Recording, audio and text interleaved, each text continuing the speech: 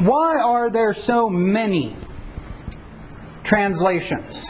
Well, in 2009, a man named not Williamson, a man named Bart Ehrman published a book, and his book was titled Misquoting Jesus. And in the book he said that when we lay out all of our manuscripts of the New Testament, there are literally thousands of variances. And to that point, he is correct. But there's much more data to understand that point, only he didn't provide the other data to understand that point. He just saw, hey, a controversial book sells more than a non-controversial book, and so a title like Misquoting Jesus, that's a nice controversial title. And that data point that I just gave, it's an accurate data point, and it sounds much more scandalous than it actually is. And of course, scandal sells, right? And so he made a lot of money on that book. There is no work of antiquity, of the ancient world, that has more copies than the works within the New Testament today.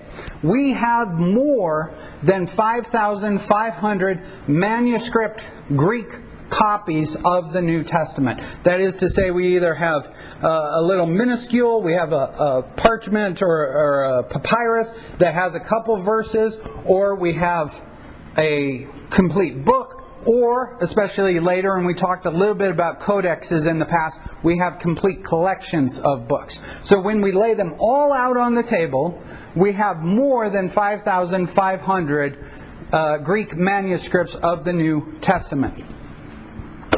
A manuscript is any handwritten copy. So here we're distinguishing it from much later, after the inventing of the printing press, and especially after the inventing of the computer. I think we're good. A variant is any difference when we have the same text in two locations. So we have a manuscript and it has John, the Gospel of John. And then we have another manuscript and it has the Gospel of John.